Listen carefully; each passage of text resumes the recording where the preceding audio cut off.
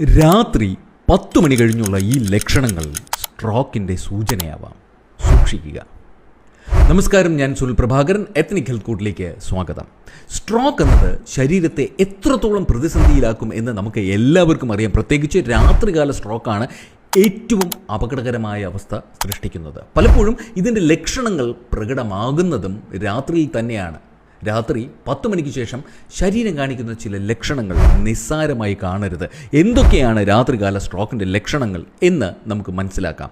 ഒന്ന്, പെട്ടെന്നുള്ള മരവിപ്പ് അല്ലെങ്കിൽ ബലഹീനത. ശരീരത്തിന് പെട്ടെന്നുണ്ടാകുന്ന മരവിപ്പോ അല്ലെങ്കിൽ ബലമില്ലാത്ത പോലെ അനുഭവപ്പെടുകയോ ഒക്കെ ചെയ്യുന്നുണ്ടെങ്കിൽ അതിനെ ഒരിക്കലും നിസ്സാരമായി കാണരുത്. കാരണം ഇത് ശരീരം തരുന്ന ഒരു സൂചനയാണ്.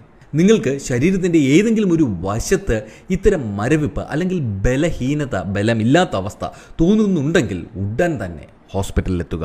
അതോടൊപ്പം സംസാരിക്കുന്നതിനുള്ള ബുദ്ധിമുട്ടുകളും ചിലരിൽ കണ്ടേക്കാം. ഇതെല്ലാം ഗൗരവത്തോടെ കാണേണ്ട ലക്ഷണങ്ങളാണ്. 2, ആശയക്കുഴപ്പം അല്ലെങ്കിൽ സംസാരിക്കുന്നതിൽ ബുദ്ധിമുട്ട്.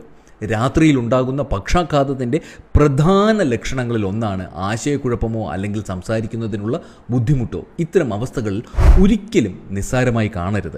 ഇത് സ്ട്രോക്കിൻ്റെ ലക്ഷണമാകാം. 3, പെട്ടെന്നുള്ള കാഴ്ച പ്രശ്നങ്ങൾ. രാത്രി കാലങ്ങളിൽ കാഴ്ച സംബന്ധമായ പ്രശ്നങ്ങൾ ബാധിക്കുന്നുണ്ടെങ്കിൽ ശ്രദ്ധിക്കണം. പ്രത്യേകിച്ച് 2 കണ്ണിലും ഒരേപോലെയുള്ള അവസ്ഥകൾ ഉണ്ടാവുകയാണെങ്കിൽ ശ്രദ്ധിക്കുക. 4, കഠിനമായ തലവേദന.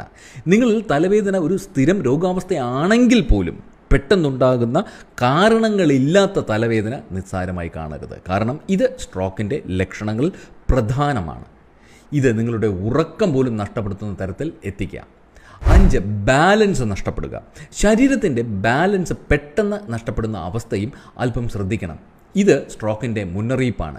എഴുന്നേൽക്കുമ്പോൾ നടക്കാൻ സാധിക്കാതെ അവസ്ഥയും പെട്ടെന്ന് ബാലൻസ് നഷ്ടപ്പെടുകയും ഒക്കെ ചെയ്യുന്നൊരു അവസ്ഥയാണിത്. ഇതാകട്ടെ രാത്രിയിൽ കൂടുതലായും വരുന്നത് പക്ഷാഘാതത്തിൻ്റെ മുന്നോടിയായി ശരീരം കാണിക്കുന്ന ലക്ഷണങ്ങളിൽ ഒന്നാണ്. ഇനി ഇതിനെ എങ്ങനെ പ്രതിരോധിക്കാമെന്നത്.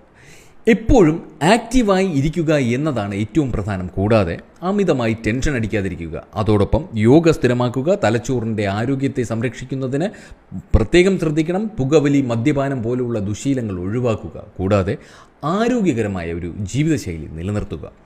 മുകളിൽ പറഞ്ഞ ഏതെങ്കിലും ലക്ഷണങ്ങൾ കണ്ടാൽ ഉടൻ തന്നെ ഹോസ്പിറ്റലിൽ എത്തിക്കാൻ ശ്രദ്ധിക്കുക.